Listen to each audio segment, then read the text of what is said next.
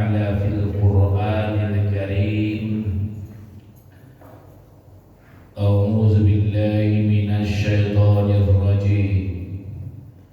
Bismillahirrahmanirrahim.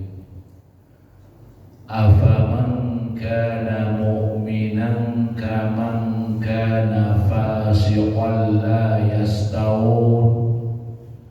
Ammal ladzina amanu wa amilus sholihat falahum jannatul ma'wa nuzulan bima kanu ya'malun. Wa ammal ladzina fasaqu fama'wahumun nar kullama aradu an yakhruju minha u'idu fiha wa qila lahum zuqu 'adzaban nar allazi kuntum bihi tukazzibun. Shadaqallahul azim. Surat As-Sajdah ayat 18, 19 dan ayat 20. Berlindung diri kita kepada Allah dari segala godaan syaitan yang terkutuk dengan menyebut nama Allah yang Maha Pengasih lagi Maha Penyayang. Apakah sama antara orang-orang mukmin dengan orang-orang fasik? La yastawun. Mereka itu tidak sama kata Allah. Adapun orang-orang yang beriman dan beramal soleh, maka bagi mereka balasan adalah surga sebagai tempatnya sesuai dengan apa yang ada mereka kerjakan. Dan adapun orang fasik, tempat mereka nanti di neraka. Setiap mereka bermohon keluar dari neraka tersebut, mereka dikembalikan ke dalamnya, bahkan dikatakan kepadanya, rasakan olehmu azab neraka yang kamu dustai. Maha benar Allah dengan segala firman-Nya. Kaum muslimin dan muslimat, jemaah Masjid Surau Darul Jannah yang dimuliakan Allah. Kita beri judul ceramah kita pada malam ini, orang mukmin dengan orang fasik tidak sama. Jauh perbedaannya. Mari kita bersyukur kepada Allah Subhanahu wa taala karena beberapa hari lagi, tepatnya nanti tanggal 1 April kita akan mulai melaksanakan Qiyamul Ramadan. Tanggal 2 April 2022 kita akan berada 1 Ramadan 1443 Hijriah. Itu berdasarkan hisab. Ahli hisab sudah menghitung, sudah memperhitungkan dan mengkaji secara dalam, maka telah diumumkan resmi melalui pimpinan pusat Muhammadiyah. Bahkan imsakiyah pun sudah beredar. Tapi berdasarkan ru'yah, tunggu dulu.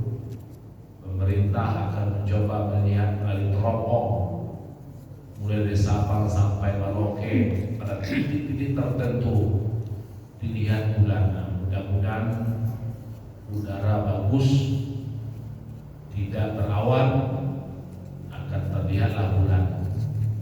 Tapi kita harapkan akan ada kesamaan nanti awal Ramadan, tidak terjadi perbedaan.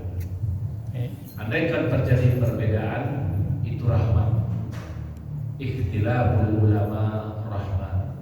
Perbedaan pendapat ulama itu rahmat. Mana yang yakin kita silakan. Kalau Muhammadiyah sudah komit, apapun putusan ru'yah, Muhammadiyah akan tetap dengan hasil hisab.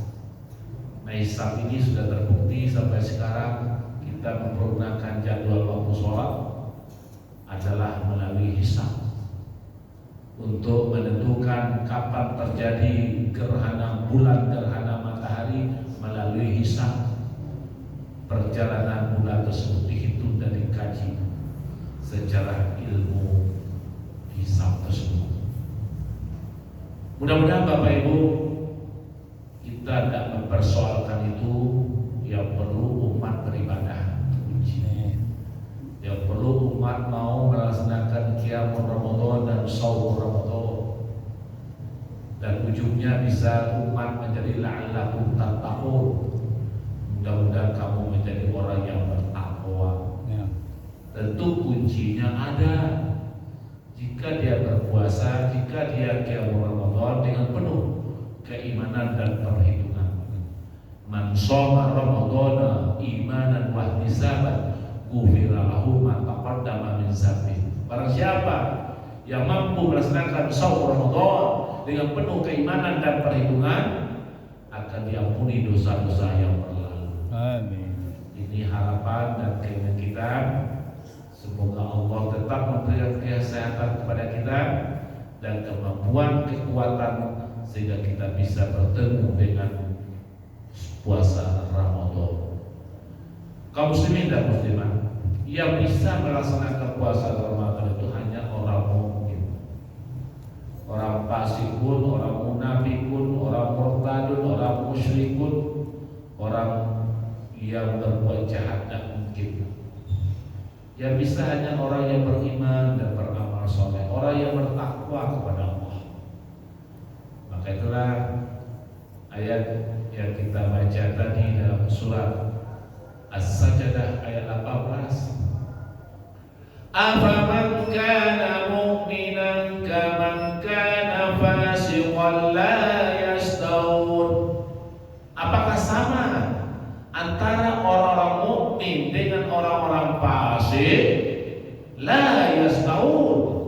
Mereka tidak sama, kata Allah. Jauh perbedaan antara pantang juami, antara siang dan malam, antara panjang dan pendek, sama. Baik dari segi perbuatannya, sifatnya, maupun dari segi tempat yang akan diterimanya berbeda. Makanya orang mukmin itu dari segi ketaatannya luar biasa, kepatuhannya tidak bisa dibanding-bandingkan dengan lain. Itu orang mukmin.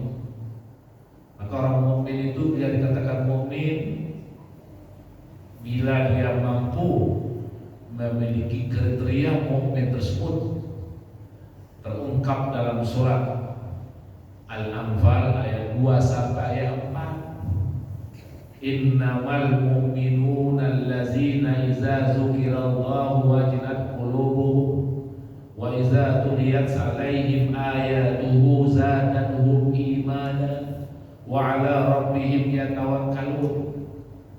Hanya sesungguhnya orang-orang yang dikatakan mukmin itu adalah satu, apabila disebut nama Allah gemetar hatinya, tasiro darahnya, takjub dia kepada Allah, ingin dia mendekatkan diri kepada Allah dimanapun dia berada. Sedang bawa kendaraan jadi, sedang di rumah jadi, kalau disebut nama Allah dia langsung takjub kepada Allah dan bergetar hatinya. Taksiro ya Pak. Daripada itu Bapak Ibu, nah selamat nah lain dayo, nah tidak dayo. Ada kita banyak orang anggap panggil lalu sih. Dimana pun ada saudara. Bapak Ibu tahu kalau ada orang mengaji sekarang itu siapa? Tapi tidak mau untuk mendekatkan diri kepada Allah. Yang kedua, wa iza tuliyat alaihim ayatuhu zadatuhum imanan. Apabila dibacakan kepada mereka ayat-ayat Allah Al-Quran, bertambah keimanannya. Itu pakai syarat apa? Iman akan bertambah bila orang membaca Al-Quran jika kita paham dan mengerti tentang ayat Al-Quran tersebut. Kalau tidak mengerti, tidak ada bertambah keimanan. Sama sopir-sopir angkot, dia bunyikan musik barat keras-keras sambil bawa mobil mau juga. Saya bertanya, ngerti nggak kamu apa yang dinyanyikan? Enggak ada Pak. Awak sekadar musiknya Pak. Tidak ngerti apa yang dinyanyikan, tidak ngerti. Mana ada meresap dalam hati. Begitu ayat Al-Quran, kalau dibacakan orang kita tidak ngerti, kita tidak paham. Sekarang hari ngaji orang, kita tidak ngerti, tidak bertambah keimanan Pak. Keimanan bisa bertambah kalau kita paham. Kalau itu terhadap Al-Quran terdapat 6 M. M yang pertama mempelajari Al-Quran. Kita belajar. Tidak ada orang pandai tanpa belajar. Toka maju, toka musaji, ketiga toka balai-balai. Biar tuanku, biar Imam Khati, baraja ada pandai. Kalau ada baraja, pandailah baraja, banyak tidak pandai. Banyak orang kini online banyak tidak pandai. Lebih kalau ada dosa-dosa lah kayak dan ngerti, tidak paham. Dan teman saya dia belajar agama dengan saya sama ininya Pak Muslim, karena saya koordinator Pak Muslim mohon ambo istirahat belajar dulu. Kenapa Pak? Nanti mau online orang dari tidak ngerti dengan caranya, tidak paham.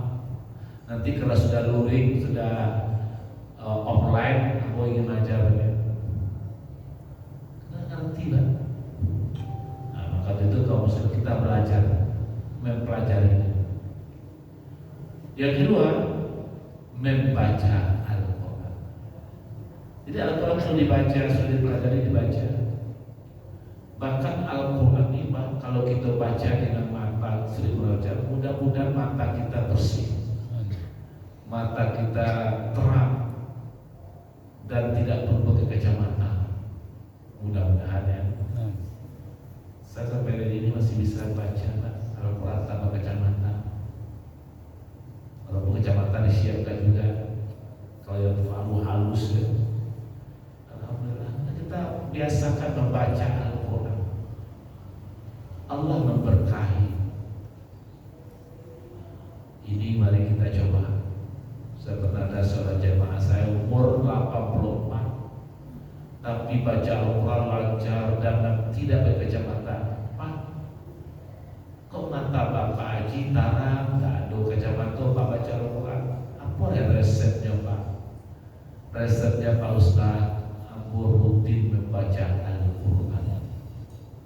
Dibaca rutin sehingga berkah diberikan Allah. M yang ketiga, menerjemahkan Al-Quran. Al-Quran perlu terjemahkan. Ini bahasa Arab apa sebidang nyambung kan? Nah, kalau tidak kita menerjemahkan apa?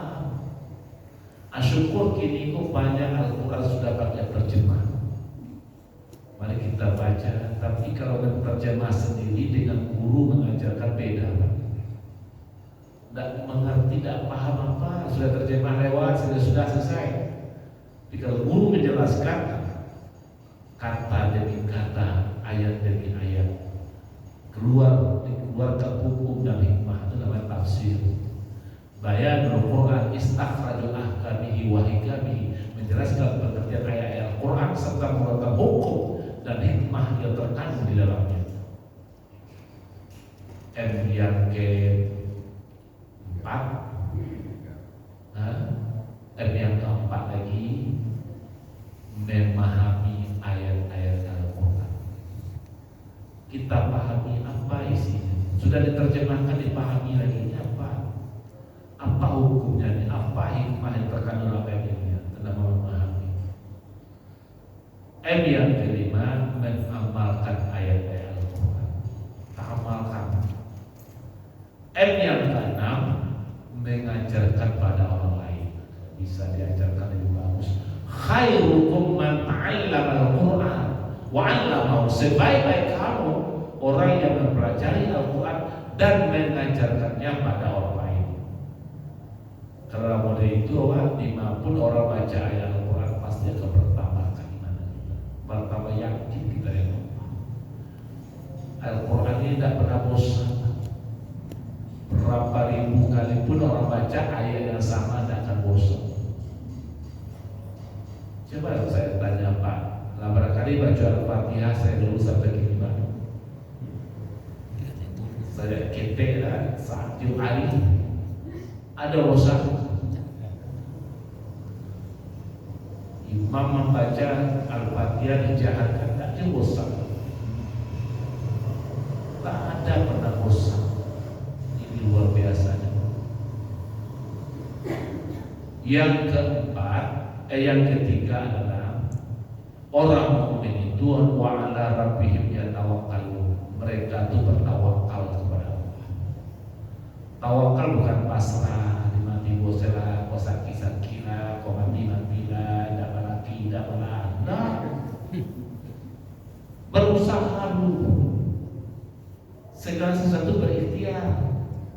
Inna Allah la yughayyiru ma biqaumin hatta yughayyiru ma bi anfusihim. Surat Ar-Ra'd ayat 11. Sudah Allah akan merubah nasib satu kaum kalau tidak diri mereka sendiri akan merubahnya. Kita harus ingin merubah nasib awal, bertekad dan sambil berdoa kepada Allah. Silakan. Semua orang kalau tidak berusaha tak jadi. Ada paha, ada kaki, ada usaha, ada rezeki. Tidak berusaha mati. Segala sesuatu pegang mas itu berusaha dari kau sampai. Saya terlalu kena macet tadi. Segala setiap ada perlu tiba mati itu macetnya luar biasa. Tak jalan-jalan lama deh mana cara bawa mobil dan macet. Kalau pakai motor misalnya tidak jadi mobil, saya cari jalan alternatif. Dulu sana buat lewat simpang, ada jalan gang, ada situ lewat baru sampai. Jadi kada berusaha. Ditawakal itu fa'iza azabta fatawakkal 'ala Allah. Innallaha yuhibbul mutawakkilin. Surah Al-Imran ayat 159. Bila engkau sudah menggunakan tekad, maka bertawakal kepada Allah. Maksudnya Allah mencintai orang yang bertawakal. Jadi mau usaha dulu baru kita terima apa hasilnya. Tidak mau kita semua mahasiswa pemalai bertugas tidak mau dong. Dapat ada taman-taman yang nasib aku Pak, tugas dari gue mana bisa bakal menjadilah MA gelarnya. Apa MA? Mahasiswa abadi. Orang lama ada taman-taman karena tidak berusaha, tidak rajin, tidak mau merubah nasib. Lalu kita tahu itu bulatkan tekad, lalui prosedur jukni dan juknis dan juklanya kita lalui, baru serahkan pada Allah. Yang keempat, orang mukmin itu allazina yuqimuna shalah. Mereka itu mendirikan sholat. Sholatnya itu kontinu rutin, tidak pernah dia tinggalkan sholatnya dalam situasi dan kondisi apapun. Walau darurat pun dia tetap sholat. Tidak ada pun sampai sholat. Mana caranya? Mana yang bisa dikerjakan? Saya pernah coba waktu di London mau ke Indonesia, sekali lagi waktu di Paris mau pulang ke Indonesia di terminalnya tidak ada tempat sholat. Di sana pun WC-nya tidak ada pakai air kayak kita doang. Di orang situ tuh tidak ada, hanya pakai cebok-cebok pipis itu. Itu di London saya lihat, di Paris seperti juga, di Amsterdam juga seperti itu. Sudah pergi sana, terpaksa kita bawa tempat aqua kosong satu. Saya kalau tetap ada, saya bawa aqua kosong tempatnya. Kalau mau pipis, aqua hidupnya iya ada, tapi pipis sudah ada. Ada tempat cuci tangan ada airnya, mau air besar ada air, tapi tempat pipis sudah ada. Harus dibawa. Di sana kita mau sholat, gimana caranya? Terus berkali saya coba meletakkan sajadah saya depan orang-orang barat begitu banyak. Saya langsung, jadi waktu kita lihat jam, ini sudah perkirakan waktu sudah masuk. Kita mau terbang kemana caranya? Harus sholat. Terus berkali tegur ya, nanti ada problem muncul ya.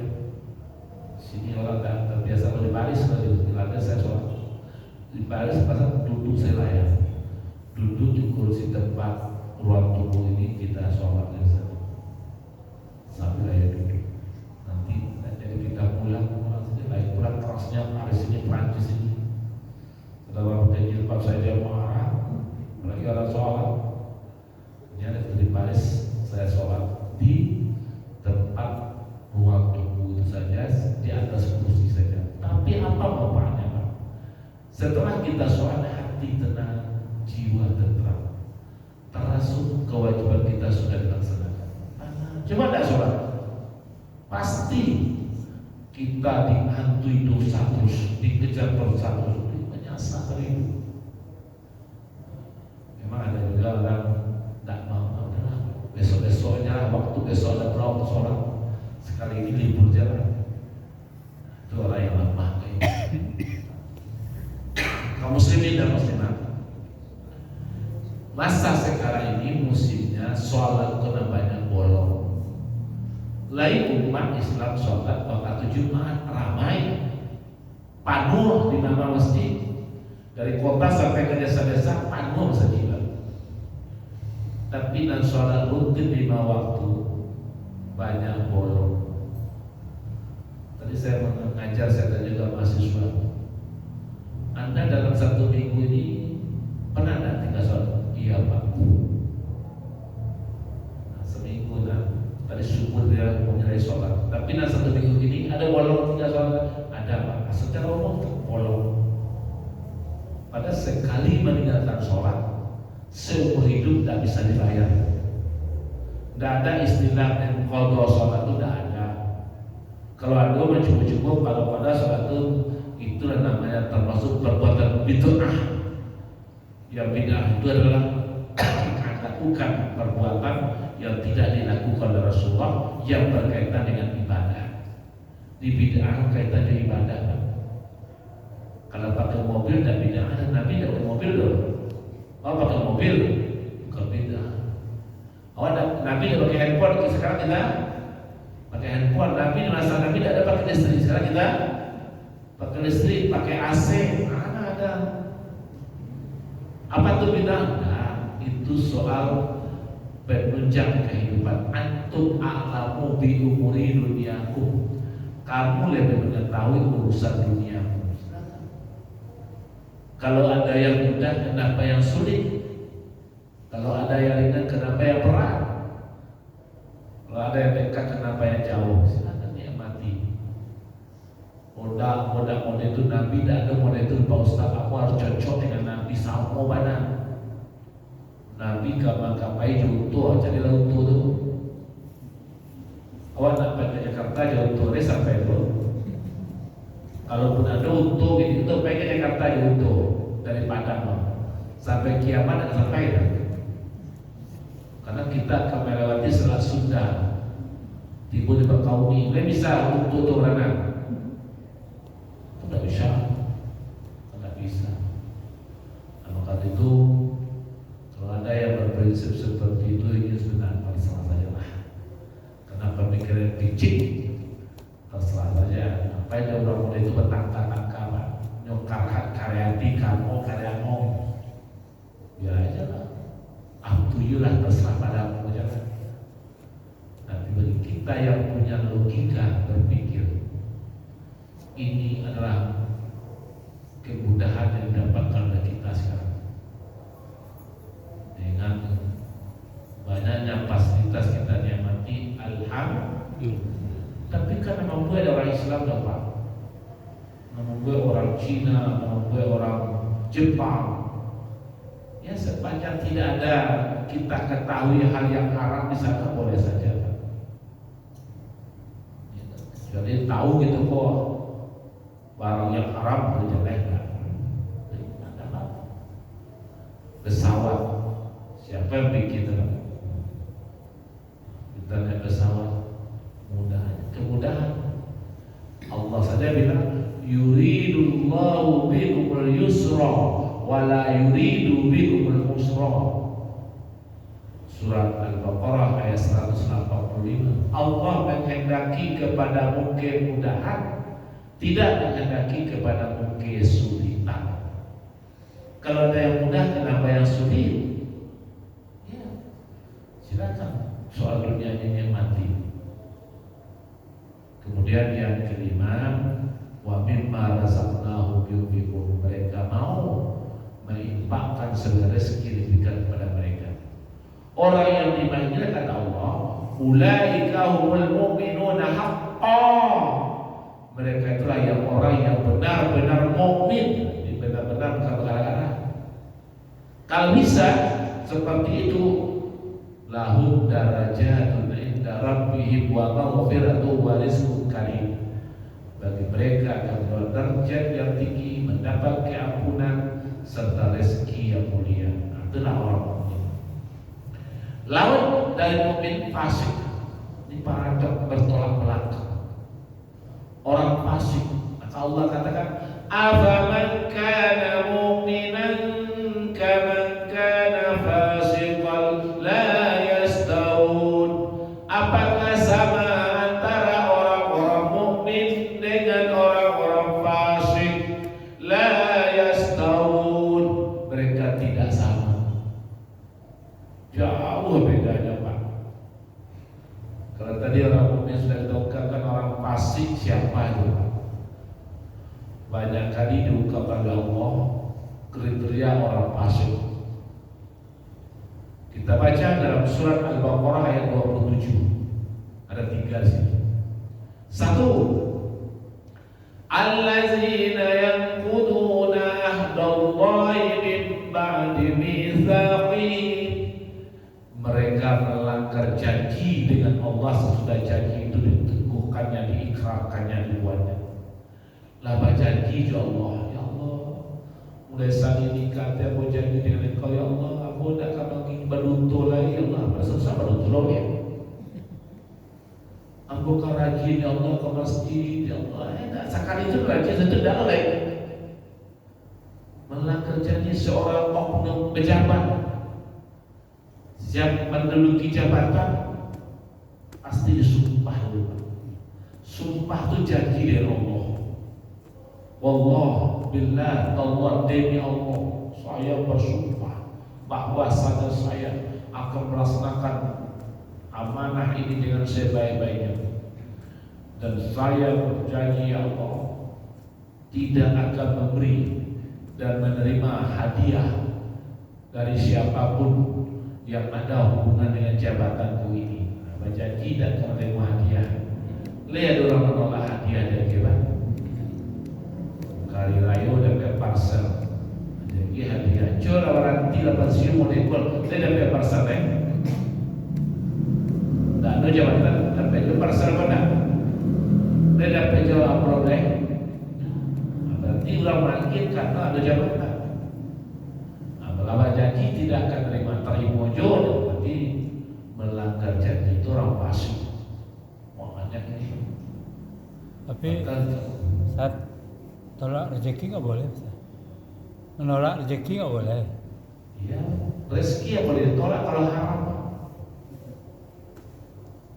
Ya, yang haram nggak boleh diambil, harus ditolak.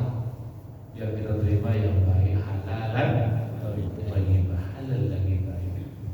Itu untuk menghalalkan segala cara. Memang itu alasan orang tidak ada doa barulah rezeki. Bapak Ibu yang saya muliakan, orang mukmin kan dia hati-hati, Pak. Kalau bapak itu tidak jelas ujung pangkalnya tidak mungkin. Karena dia akan bertanggung jawab di hadapan Allah. Soal harta ini 2 pertanyaan nanti. 1. Min aina iktasabahu. Dari mana sumber mendapatkannya? Tanya. Apa punya rumah bagus? Gaji kita punya rumah bagus. Atau dari mana berpikir? Lain tidak ada uang H3S halal haram hantam saja. Lain tidak ada uang kong kaleng kong pengkong. Tanya. Lain tidak ada harta syubhat. Harta syubhat, harta pusaka tinggi itu Pak, itu masuk belum dikatakan halal kita jual gitu ada. Karena Biri-biri turun ke sama, tiba di sama makan padi, dari ini turun ke mama, dari mama turun ke kami.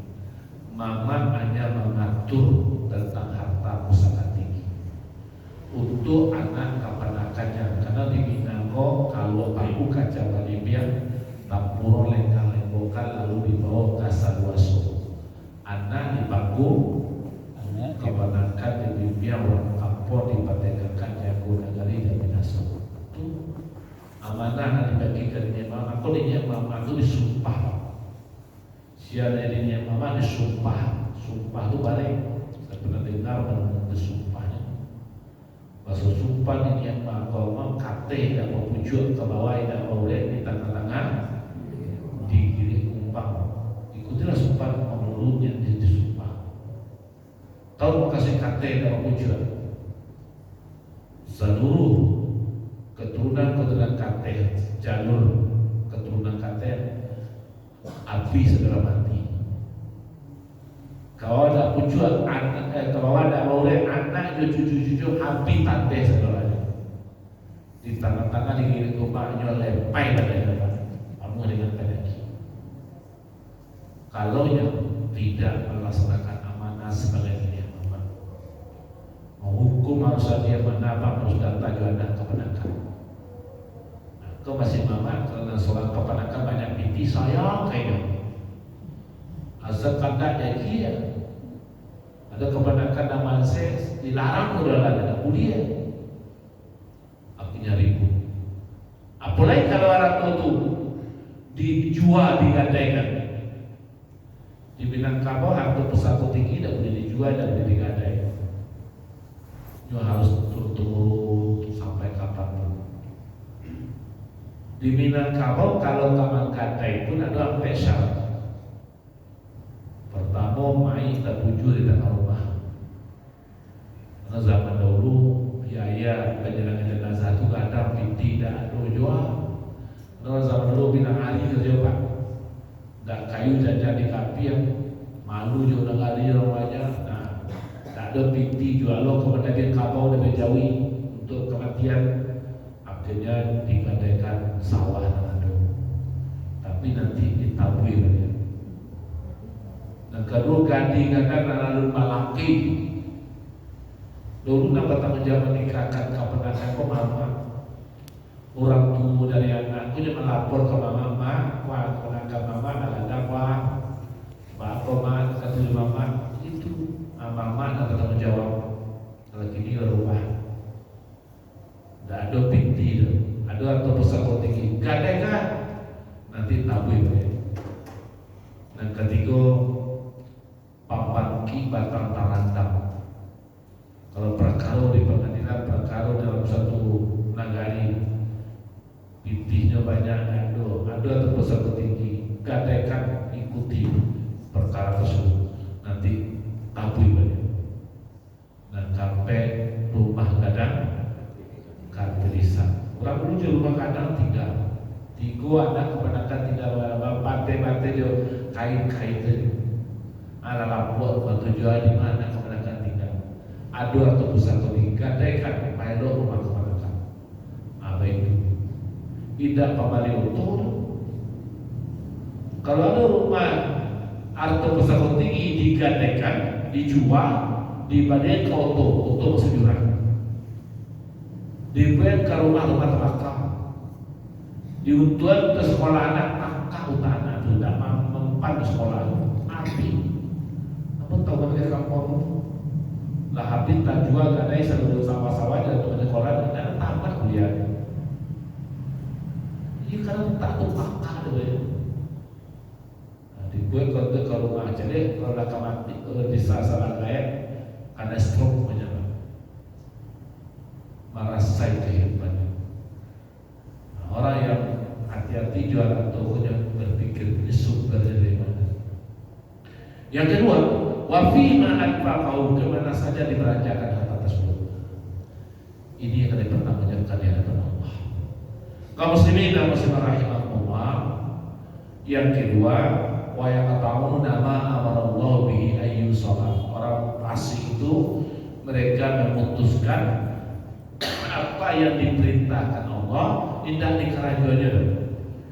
Diperintahkan Allah untuk sholat, aku mau sholat. Diperintahkan Allah untuk zakat, zakat kita rajin tadi. Itu orang fasik, tak mau mengerjakan.